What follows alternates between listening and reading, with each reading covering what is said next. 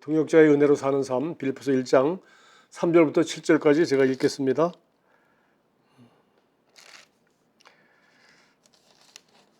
내가 너희를 생각할 때마다 나의 하나님께 감사하며 간구할 때마다 너희 무리를 위하여 기쁨으로 항상 간구함은 너희가 첫날부터 이제까지 복음을 위한 일에 참여하고 있기 때문이라.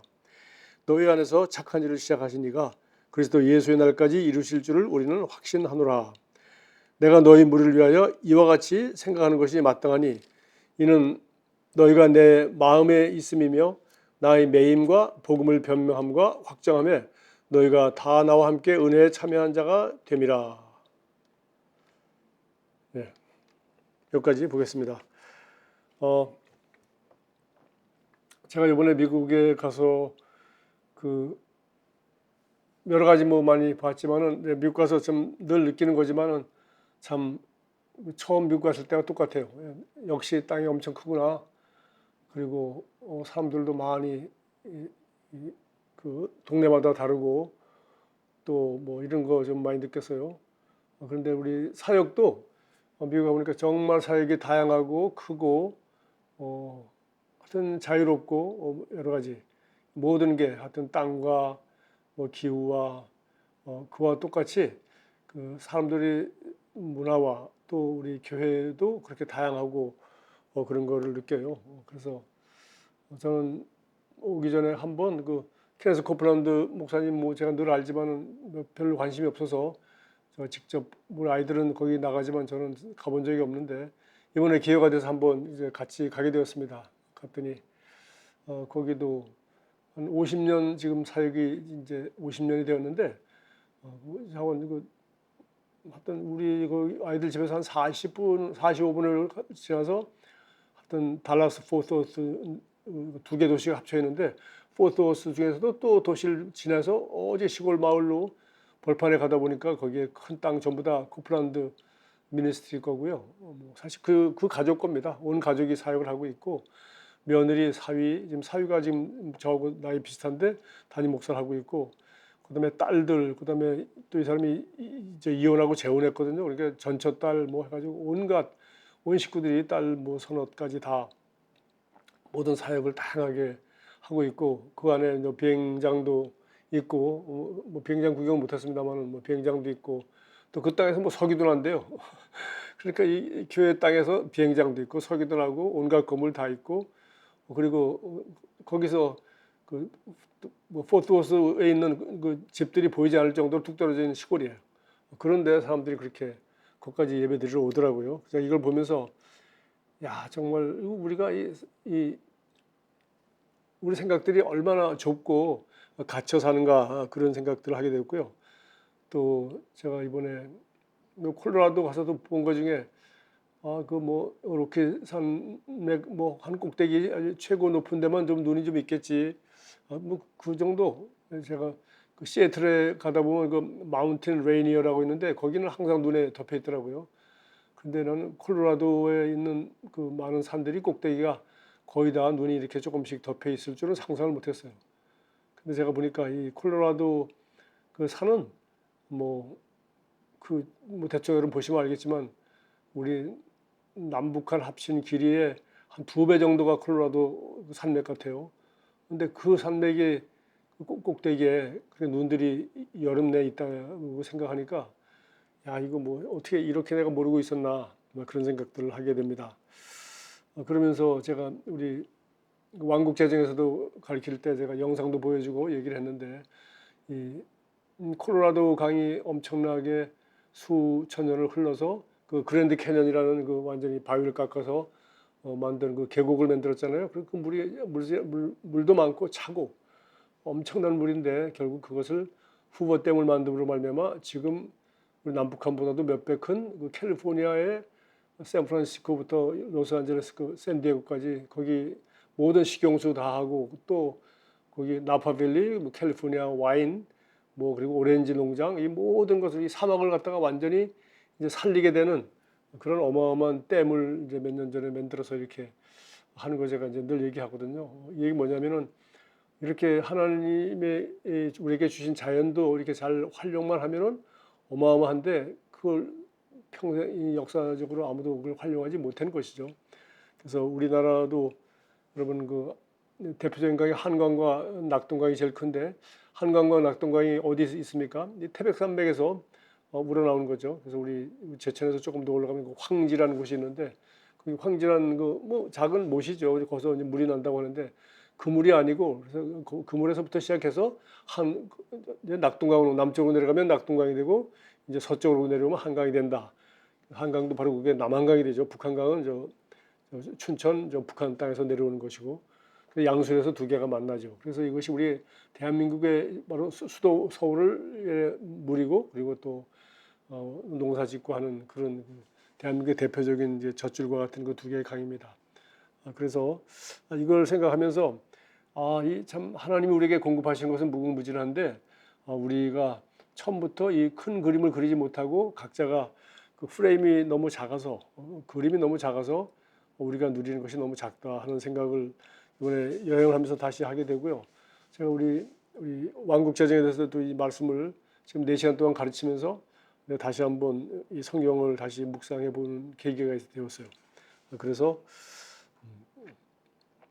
자, 이 이스라엘도 마찬가지입니다. 이스라엘도 가니까 뭐 허몬산의 이슬이 이렇게 허몬산에서부터 내려오는 그 물이 이제 갈릴리로 호수로 들어가고 또 갈릴리 호수에 있는 물이 이제 요단강을 따라 쭉 내려와서 사해라는 그 못으로 들어가고 그 사해까지 가서는 거기가 너무 땅이 얕기 때문에 더 이상 흘러갈 데가 없어요. 그러니까 너무 열대지방이고 하니까 결국 사해는 계속 증발만 하고 물은 받아들이지만 증발하고 밑으로 흘려보내지 못하니까 결국은 죽은 바다가 되고 소금 염도가 아주 높은 특별한 그런 이제 못이 되었죠.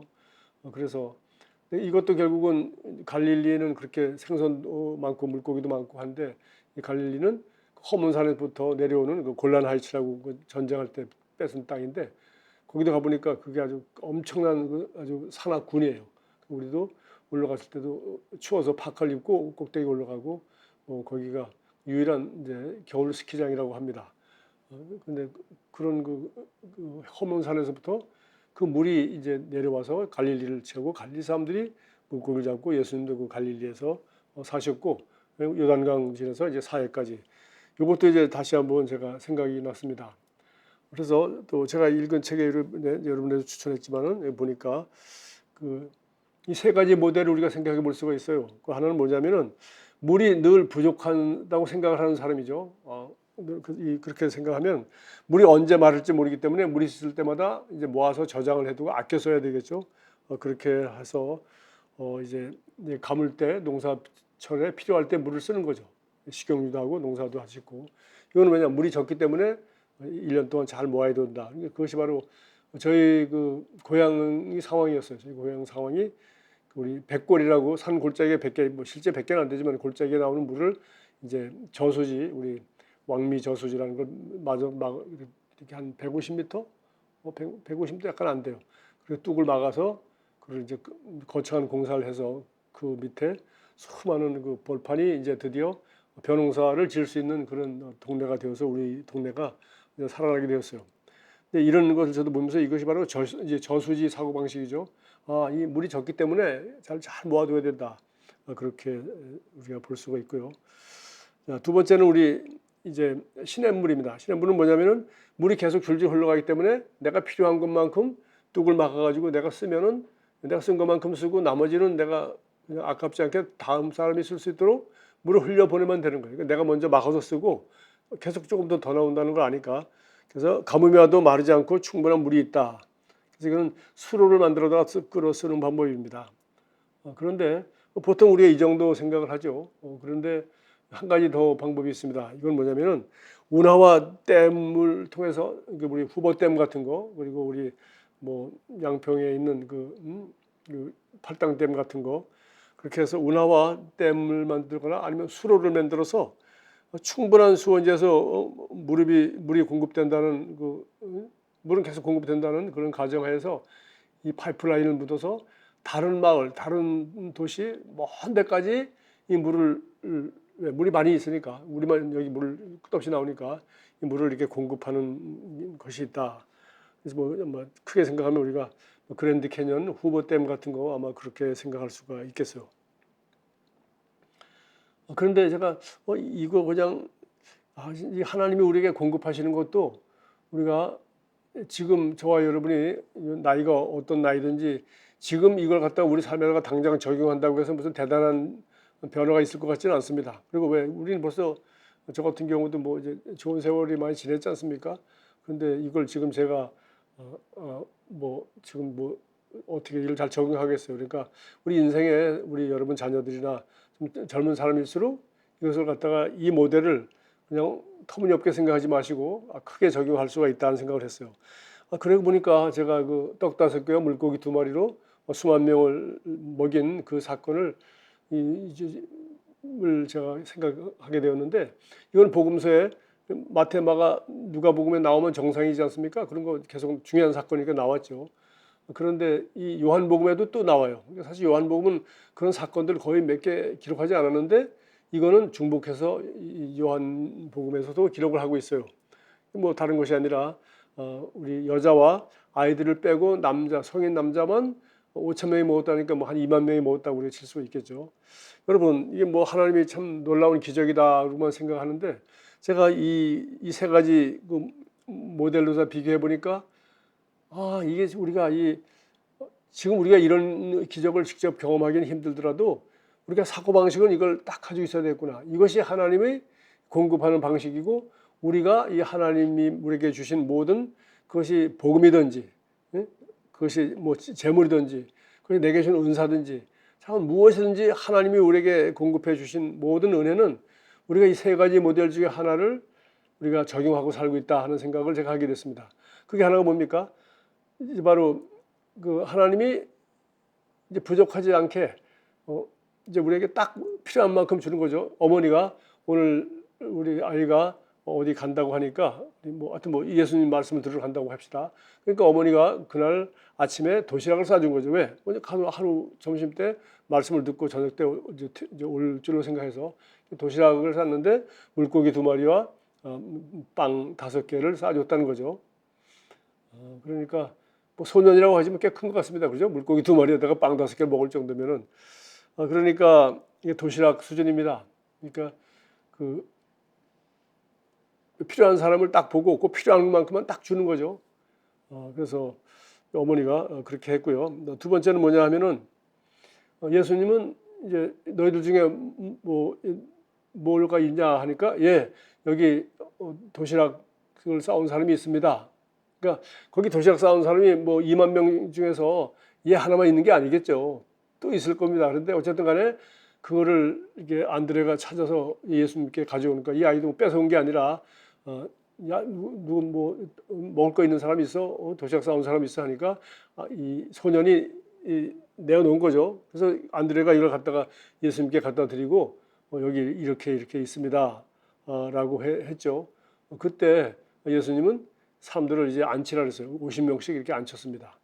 그러니까 50명씩 상상을 보십시오. 탁탁 사람을 쳐서 군대식으로 부대별로 이렇게 배치하듯이 전체가 다 앉아서 먹을 준비를 하고 있는 거죠. 그리고 이제 예수님께서 그 떡 5개를 들고서 축사하셨다고 되어 있어요. 뭐냐면 우리 식사기도 했다는 얘기예요. 감사하다고, bless, 축복하시고 복된 말씀을 선포하시고 이런 뜻인데, 그렇게 감사기도 하시고 그거를 갖다가 12제자에게 나눠줬어요. 그랬더니 제가 이거 참 상상하고 내가 연구 많이 해봤습니다. 그럼 어떻게 됐겠어요? 거기 가서 이걸 가지고 가서 나눠줄 때 불어난 것 같아요.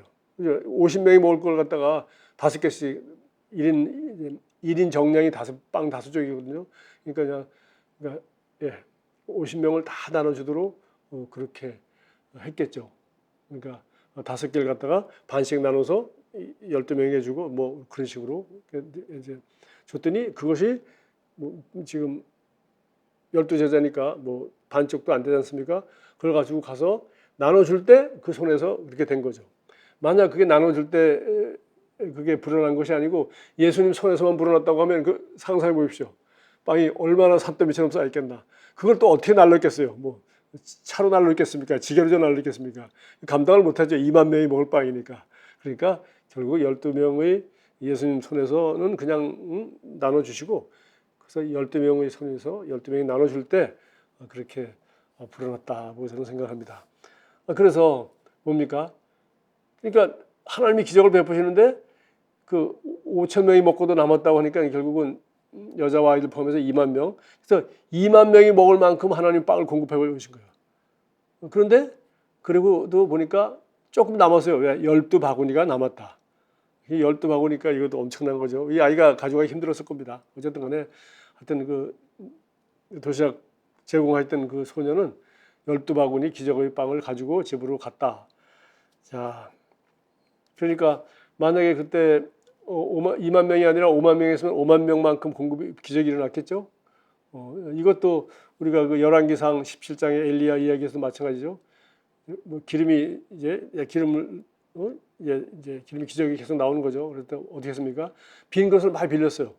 빈 그릇을 자기 집에 있는 거 가지고만 한 것이 아니라 이웃집 빈 그릇까지 다 빌린 거예요. 그리고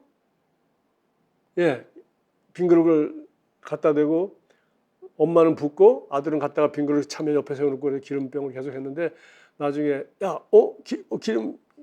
기름 계속 나오니까 자 그릇이 없니? 그러니까 없어요. 이제 빌려온 거 다예요. 이거 마지막이에요 하니까 그때 기름이 그쳤다고 돼 있어요. 그러니까 우리가 그릇을 준비한 것만큼 하나님은 그 과부의 집에서도 기적을 행하셨어요. 오늘 여기도 2만 명이 먹을 만큼만 하고 그리고도 12바구니 남을 정도를 한 거예요. 자, 이게 뭡니까? 이게 바로 이제 두 번째 신의 물을 내가 쓸 만큼 쓰고 나머지 흘려보내는 거죠. 어느 정도. 그러나 이제 하나 더 상상해 볼 것은 만약에 이제 이 정도가 아니라 이웃 마을에까지 한 2만 명 더 있는 이웃 마을에까지 빵을 갖다 주려고 계획을 세우고 받아가지고서 누가 빵을 덩어리 들고 한 두세 명은 이웃 마을로 갔다면 어떻게 했겠어요? 이웃 마을에서도 2만 명이 아니라 3만 명이 다 먹을 만큼 이웃 마을에서도 그 두 사람이 가져간 걸 통해서 일어날 수 있었겠죠? 예. 그러고 보니까 그리고 제가 창세기 12장 2절 말씀을 생각해 보셨어요. 아브라함이라는 한 사람이 이제 믿음의 조상인데 하나님이 그 사람에게 복을 주었어요. 어떻게 했습니까? 내가 너로 큰 민족을 이루고 복 준 게 뭐예요? 큰 민족을 이루는 거예요. 아브라함이 큰 민족이 되는 겁니다. 이것은 큰 민족이 되는 거니까 자녀들이 많다는 얘기죠. 자녀들.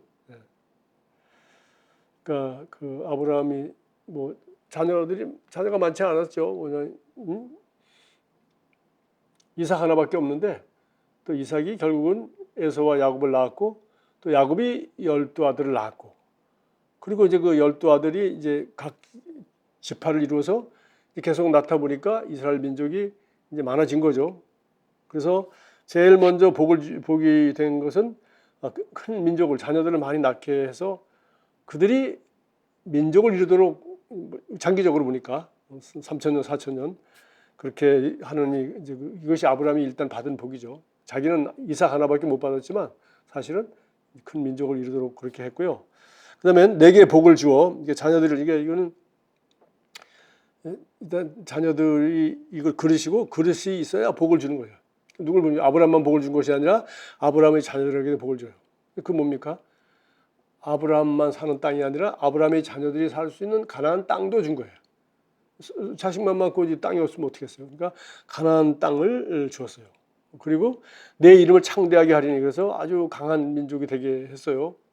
그래서 거기 팔레스타인 사람들 다 쫓아내고 그다음에 너는 복이 될지라. 그다음에 이제 맨 마지막이 그 유명한 Thou shall be a blessing. 너는 복이 될 것이다. 되게 내가 복이 되도록 하겠다라고 했는데 이것이 무슨 얘기냐 하면은 내가 이런 복을 받았을 뿐만 아니라 be a blessing. 다른 사람에게 복이 되는 사람. 이걸 갖다 우리가 다른 성경에서는 복의 근원이 될지라. 그러니까 우리는 복을 받았고 복을 받는 목적은 맨 마지막입니다.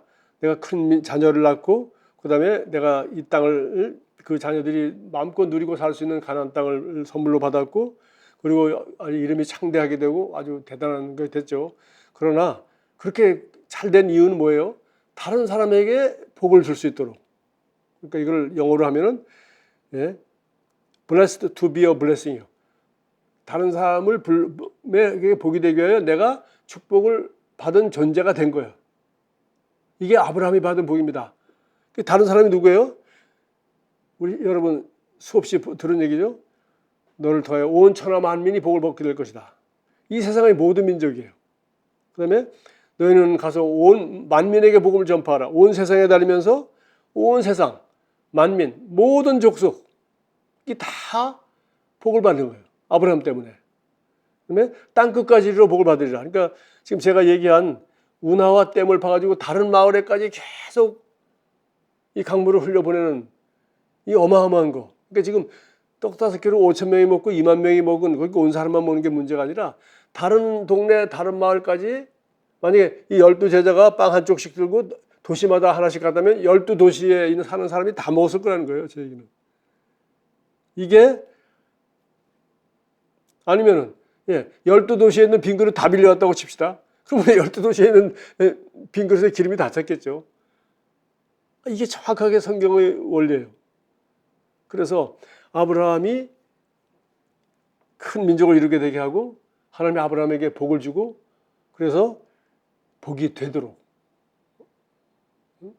blessed to be a blessing. 네가 블레싱하는 복을 주는 사람이 되도록 하나님은 복을 주셨어요. 복을 주셔서 다른 사람에게 복을 주는 사람이 되었단 말이에요. 이것이 저와 여러분이 우리 은혜를 받았습니다. 복 받았습니다. 그래서 뭐 재물이든지 은사든지 하면 우리가 받은 모든 것 하나님으로부터 우리가 받은 모든 것은 사실 그런 거예요. 여러분 우리가 한평생 이제 뭐 100년을 산다고 합시다. 100년을 사는 것도 마찬가지죠. 100년을 살면서 내가 이제 일단 부모님으로부터 사랑을 받잖아요. 그리고 내가 그리스도인이 되고. 그러면 이거 똑같아요.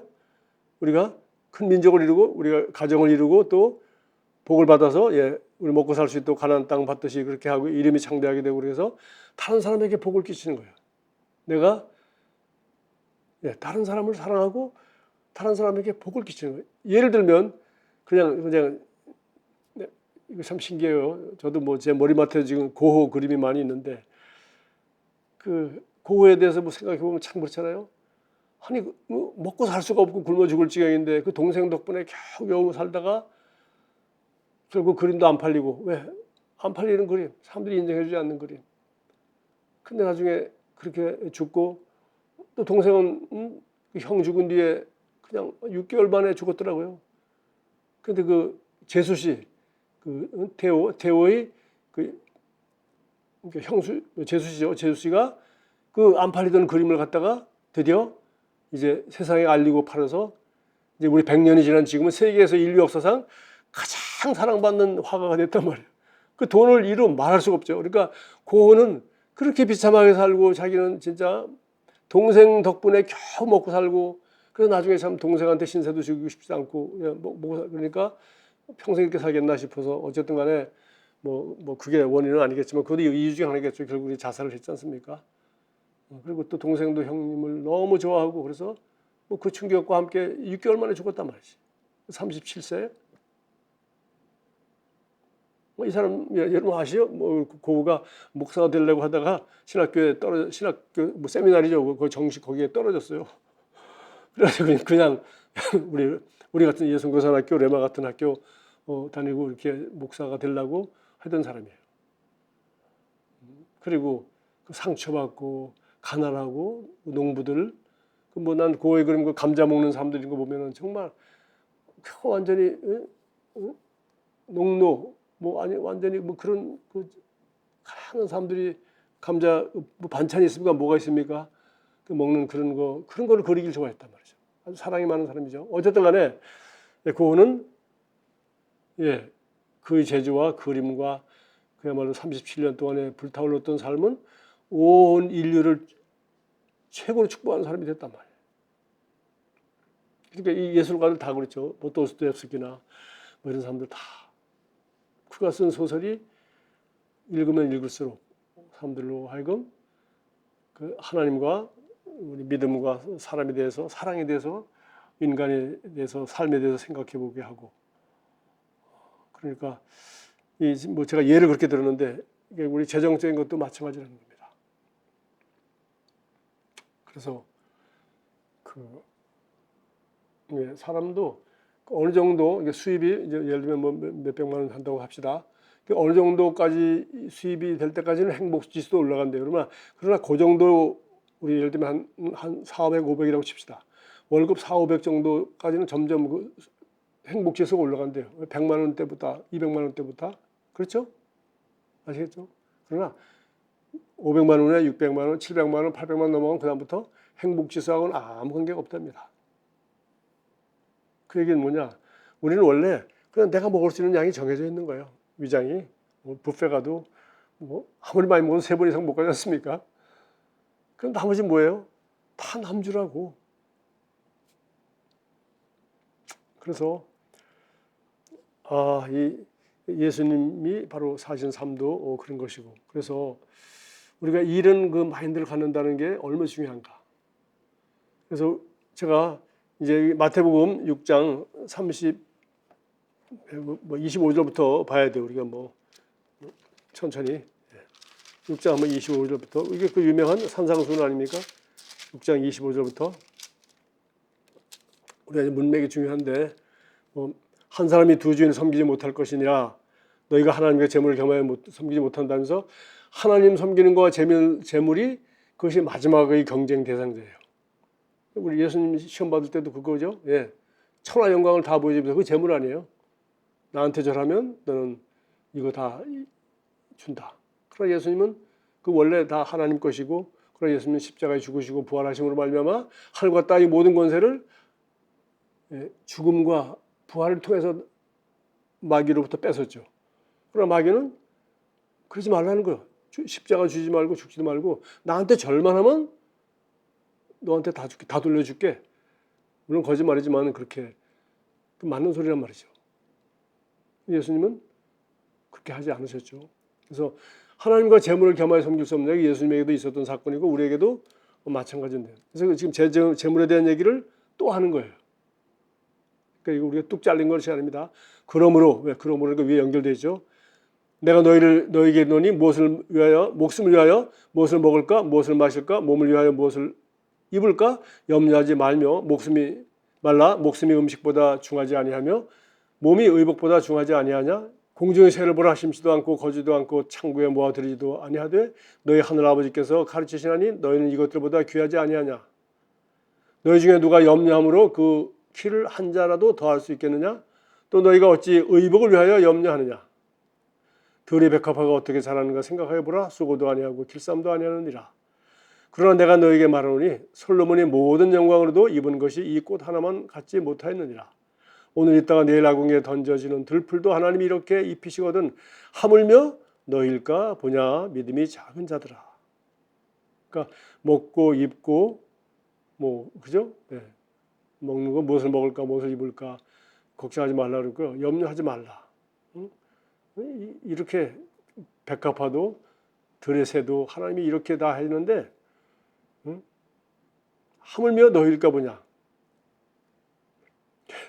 우리 매일의 불시에 보니까 이 얘기를 가지고 본캐 목사님이 이렇게 했더라고. 하나님이 공중의 새도 먹이십니다. 돌보신다는. 그렇지만 하나님이 벌레를 갖다가 공중의 새 둥지에다 갖다 넣어주지는 않습니다. 뭐예요? 공중의 새도 먹인다는 얘기는 새가 나가서 돌아다니면은 먹을 벌레가 충분히 있도록 만들어 놓으셨다는 거지. 일해야 된다는 얘기지. 하나님이 공중의 새를 먹인다고 해서 벌레를 잡아다가 새 둥우리에 갖다가 주진 않는다. 본캐 목사님 책에 나와요. 여기도 마찬가지로 우리가 하물며 너일까 보냐. 그러니까 우리 택배처럼 아침마다 나가면 뭐가 먹는 게 누가 선물을 해가지고 계속 갖다 주는 거 아니죠. 그냥 내가 나가서 일을 해야 되는 거예요. 똑같은 얘기예요. 어쨌든 그 일 얘기는 딴 거고. 그래서 어쨌든 하나님은 이렇게 우리를 이렇게 하신다고 했고, 그러므로 염려하여 이르기를 무엇을 먹을까, 무엇을 마실까, 무엇을 입을까 하지 마라. 또 반복해서 얘기했어요.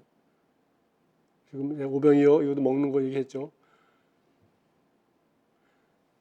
이는 다 이방인들이 구하는 것이라는데 이방인들은 평생 이걸 걱정해야 되고 이걸 구해야 된다는 거예요. 근데 우리는 예, 우리는 그보다 더 중요한 게 있다는 겁니다.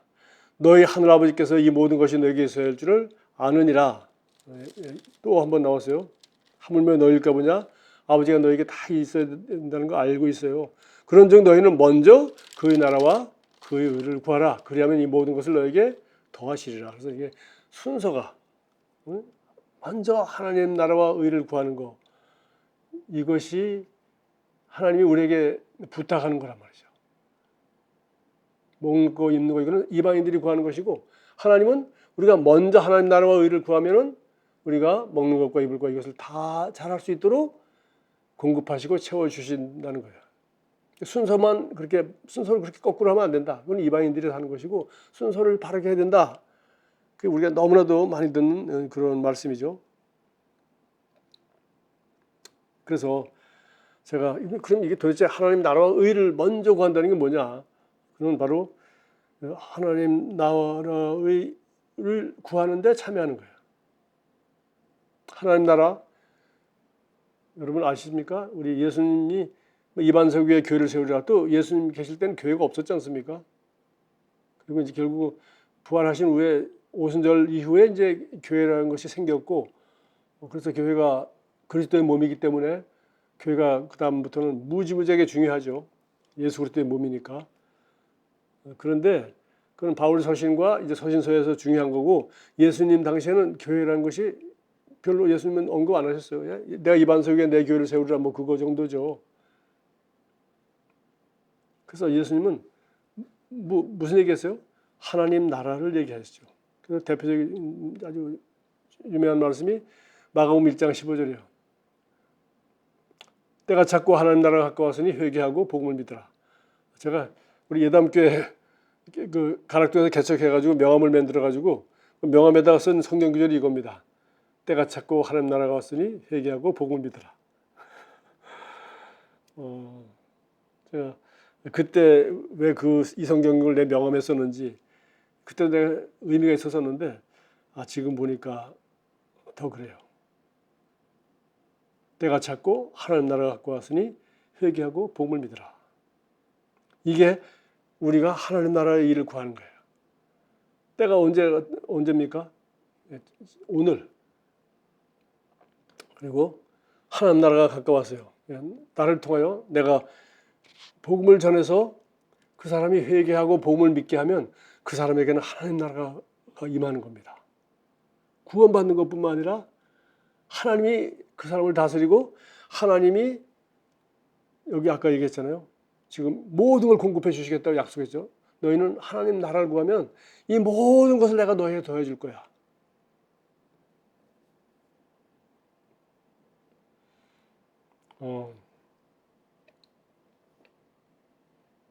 그래서 이것이 우리가 하나님 나라와 그분의 의를 먼저 구하는 일인데, 그것은 무슨 얘기입니까? 회개하고 복음을 믿으라니까 복음을 전해야 되겠죠. 그래서 첫 번째가 바로 바울이 여기서 지금 얘기한 겁니다. 5절에 너희가 첫날부터 이제까지 복음을 위한 일에 참여하고 있기 때문이라. 이 복음을 누가 전했어요? 바울이 돌아다니면서 전하고 있는 거죠. 그런데 이 빌립보에서 사는 성도들은 자기 생업과 가족과 고향을 떠나서 이렇게 복음이 전파되지 않은 곳에 바울처럼 갈 수도 없고, 그런데 가라고 부름받지도 않았어요. 이 사람들은 빌립보에서 이거 하도록 부름받았죠. 그렇죠? 그러니까 자기들은 거기서 복음을 전하고 하나님 나라를 확장시키고 회개하고 복음을 믿도록 복음을 전하는 일을, 우리를 말하면 교회를 이루고 영혼을 구원하고 이렇게 함께 이런 일을 하는 거, 이게 바로 하나님 나라와 의를 먼저 구하는 일입니다. 그런데 바로 이 일만을 전문적으로 하는 바울에게 이들은 첫날부터 이제까지 계속 선교 홍보를 보내준 거예요. 계속 사도 바울이 안부를 물어보고 사람을 보내고 또 선물도 보내고 옷도 보내고 뭐 선물도 보내고 했잖아요. 그걸 한 교회가 빌립보 교회밖에 없다는 거예요. 그러니까 하나님 나라와 의를 먼저 구하는 일을 사도 바울이라는 분이 그 당시엔 떠돌이 전도자 중에 한 사람이었는데, 이 사람이 결국 신약 성경을 쓰고 자기들한테 편지 쓴 것이 신약 성경이 될 줄은 이 사람들은 몰랐지만 어떻게 하고 보니까 결국은 성경에 남고 우리 인류 역사에 우리 교회 역사에 가장 자랑스러운 사도 바울이 이 모든 일에 함께 참여한 교회. 여기 뭐 아까 뭐라 했습니까? 내가 바울이 매임 나의 매임과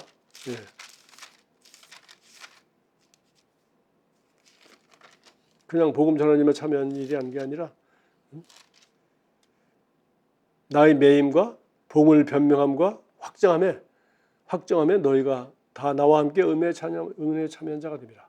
그러니까 바울에게 그를 위하여 기도하고 그에게 선교 헌금을 보내줌으로 말미암아 이는 바울이 하는 모든 일에 이 사람이 같은 지분을 갖게 된 거예요. 여러분 그 다윗이 그 며칠 전에 읽은 그 성경 본문에 나오죠. 우리 뭡니까? 매일 불시에 나오죠. 다윗이 전쟁터에 나가서 그래 갔을 때 전쟁터에 따라가지 못한 사람들이 있었어요. 못한 사람. 나중에 전쟁하고 이기고 돌아왔습니다. 그때 어떻게 했습니까? 전쟁터에 가지 못한 사람들까지 똑같이 전리품을 나눴어요. 거기도 이 원리가 그대로 적용되어 있고 여기도 마찬가지입니다. 사도 바울과 함께 동역함으로 말미암아 똑같이 이 은혜에 참여한 자가 된 것입니다. 지금 그 얘기를 지금 처음부터 여기 쭉 하고 빌립보 전체가 그 얘기를 하고 있는 겁니다. 두 번째는 가족과 이웃을 섬기는 모든 일입니다. 이게 바로 그러니까 이 복음 전하고 이 최전방에 있는 이 사람들 가장 중요한 일, 복음이 전파되지 않은 곳에 사람들이 갈급한 곳에 그리고 이 사람이 특별한 은사를 바울 사도와 같이 이런 엄청난 은사를 받은 사람 아닙니까? 그 사람이 나가서 이것을 마음 놓고 할 수 있도록 처막 만들지 않고 이 사람 복음 전파하는 일만 끝없이 하도록 결국 순교하지 않습니까? 그걸 하도록 끝없이 도와준으로 말미암아 하나님 나라와 의를 먼저 구하는 일에 이 참여하는 교회가 되었고요. 그다음엔 뭡니까? 남만 다 후원하고 우리는 안 합니까? 우리는 가족과 이웃을 섬기는 일에 우리는 헌신해야죠. 가족은 우리가 평생 죽을 때까지 부모님 돌아가시기 전 부모님 여러분 어쨌든 간에 여러분 돌아가시기 전에 반드시 부모님 전도해야 되고 우리 자녀들은 제자를 내가 내 품을 떠날 때까지 제자를 만들어야 되고 또 내 품을 떠난 뒤에도 우리 자녀들은 어떻게 됩니까? 내가 이 세상 떠날 때까지 나도 그 아름다운 그리스도인의 제자의 삶을 내가 사는 모습을 끝까지 보여줘야 되는 일이 우리가 하나님 왕국을 확장시키고 하나님 나라와 의를 먼저 구하는 일이에요.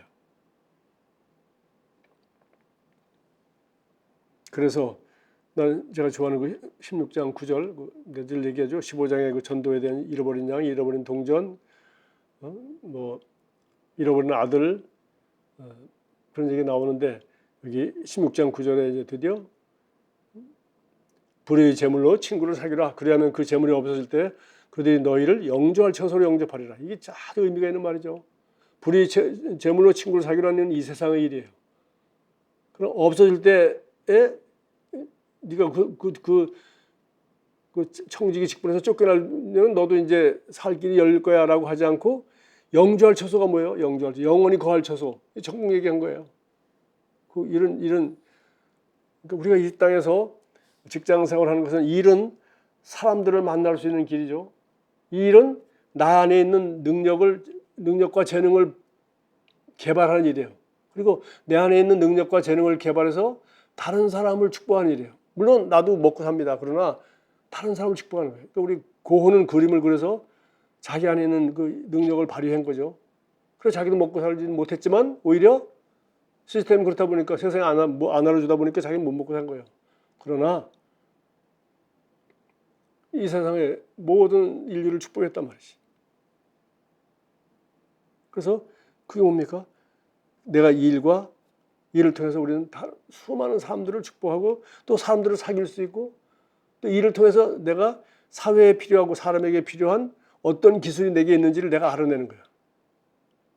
그러니까 그러다가 우리는 이 세상을 떠납니다. 그러나 내가 그때 사귀었고 내가 영향을 끼쳤고 나와 알게 된 사람들은 나를 누구로 기억해야 돼요? 그리스도인으로 기억해야죠. 그래서 나를 복음 전하는 자를 기억하고 나를 사랑하는 사람으로 자기를 사랑했던 사람으로 기억함으로 말미암아 이 잠시 사는 세상에서 영원히 사는 나라로 그들을 우리가 전도할 수 있는, 전도를 못해도 우리는, 제가 늘 얘기하지만 우리 그리스도인들은 이 세상에서 수많은 신자 불신자 관계없이 수없이 살기는데, 뭐 제가 전도하기 위해서 한 얘기입니다. 전도하다가 뭐 실패했다, 그 실패가 아니다. 왜? 그 양동이에 물을 부면 17번을 부면 양동이가 넘친다. 그러면 한 번 붓다. 그 얘기는 뭐냐? 한 사람이 전도했는데 안 된 거예요. 또 그래서 17번째 하면은 그때 이 사람이 영접했다는 거예요. 우리 전도하게 나온 통계입니다. 그래서 한 번 했는데 안 됐다고 해서 실망하지 말고, 17분의 1을 내가 더했다. 17분의 2를 더했다. 그렇게 생각하라는 거죠. 그래서 우리는, 내가 만나는 모든 불신자들은 나 때문에 예수님을 아는데 한 발짝 더 가까이 가거나, 나 때문에 예수님을 안 믿는데 한 발짝 더 멀어지거나, 둘 중에 하나입니다. 물론 결정적으로 내가 복음을 전해서 예수를 믿게 되면 그건 최고죠. 그러나 그런 일은 그렇게 흔하지 않아요. 쉽지 않습니다. 그러니까 우리가 가족과 이웃을 섬긴다는 게 평생의 일이죠. 평생 우리가 그리스도인으로 사는 거예요. 그러니까 참 이게 우리 그리스도인이 가지고 있는, 선교사만 힘들고 먼 아프리카 가서 평생 죽을 때까지 복음 전하는 것만 어려운 게 아니라, 왜 이 땅에서 그리스도인으로 살아가는 것 이 자체가 사실은 만만한 일이 아니죠. 하나님 나라와 의를 먼저 구한다는 게 이겁니다. 그 다음에 가난한 사람의 필요를 채우는 일, 이거는 왜 그런지는 여기 성경들 이렇게 몇 개 있습니다. 가난한 자들은 항상 너희와 함께 있으니 아무 때라도 원하는 대로 도와줄 수 있거니와 나는 너희와 항상 함께 있지 아니하리라. 항상 우리 주변에는 가난한 사람들 늘 있다는 겁니다. 평생. 그러니까 학교 다닐 때 도시락 못 사온 애들 같이 도시락 나눠 먹는 거에서부터 어디 할 때 하여튼 학용품 하나 모자랄 때 학용품 하나 옆에 나눠 쓰는 거에서부터, 이런 것부터 항상 있다는 겁니다. 그러니까 항상 우리 주변에는, 그러니까 우리가 좀 남과 나누고자 하는 그런 마음을 가져야 되는 이유가, 그렇게 훈련을 해야, 여기 예수님이 25장 40절 너희가 여기 내 형제 중에 지극히 작은 자 하나에게 한 것이 곧 내게 한 것이니라. 얼마나 아름다운 말이에요. 얼마나 좋습니까?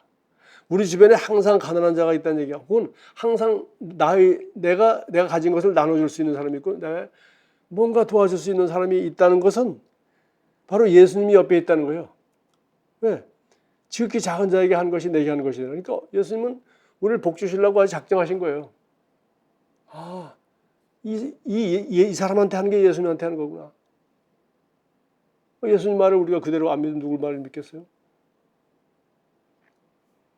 그래서 마지막에 내가 줄일 때 너희가 먹을 것을 주었고, 목마를 때 마시게 하였고, 나그네 되었을 때 영접하였고, 헐벗을 때 옷을 입혔고, 병들었을 때 돌을 보았고, 옥에 갇혔을 때 와서 보았느니라. 지극히 작은 자.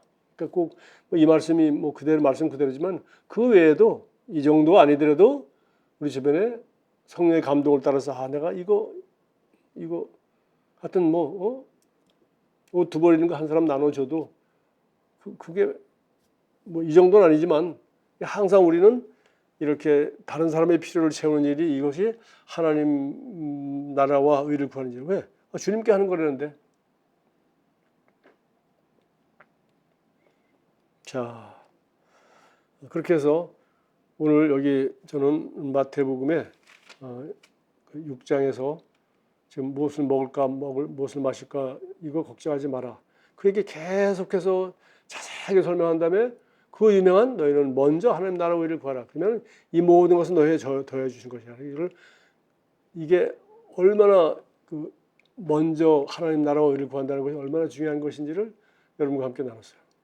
그러면은 그걸 갖다가 이 하나님 나라와 의를 먼저 구하는 일이, 이것이 우리 평생 훈련되고 되어진다면은, 제가 얘기한 그 하나, 둘, 셋, 그 세 가지 모델이 드디어 큰 그림이 그려지는 겁니다.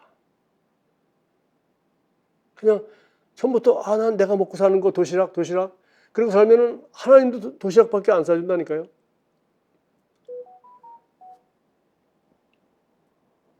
그러나 그걸 줘서 함께 있는 이웃들과 먹기로 하니까 5천 명이 먹은 거죠. 그러나 그것뿐만 아니라 예수님은 아브라함을 통해서 온 세상 만민이 복을 받는다고 했으니까 우리가 온 세상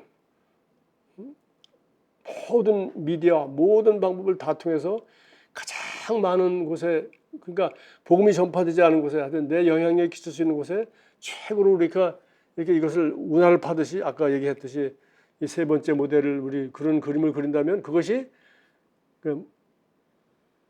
예수님이 우리에게 원하는 맥시멈이죠. 그것이 우리가 일평생 그렇게 해야 되는 것이고 처음부터 그런 꿈을 가져야 되는 거예요. 그래서 저는 제가 이걸 우리 재정 분야로 좀 적용하기는 쉽지는 않지만 그래서 하나님은 우리가 처음부터 하나님 나라와 하나님의 의를 먼저 구하라는 것이 이렇게 중요한 것이구나. 또 그것에 이 순서만 딱 맞고 이 지금 저와 나눈 이 원리를 그대로 한다면 하나님은 우리에게 무한한 공급을 하시는 분이다. 그를 막는 것은 전부 우리의 믿음 때문에, 우리의 비전, 하나님 나라와 의를 먼저 구하고자 하는 이런 것이 없거나 부족하거나 하기 때문에 우리는 다 요 수준에서 머문 거예요. 한번 떡 5개 물고기 2마리 정확하죠? 정확합니다. 성경에 나오는 모든 축복의 원리가 다 그래요. 그래서 우리가 이런 마인드, 이런 무한한 공급에 대한 하나님의 그림을 내가 놓쳤구나. 너무 우리가 예수님 사고방식은 그냥 예수님이 있을 때 그냥 있었던 특별한 기적 중에 하나다. 그게 아니었어요. 예수님은 12제자를 12도시에 보내서 12도시를 다 먹일 수 있을 만큼 공급하는 데는 문제가 없으신 분이에요. 자,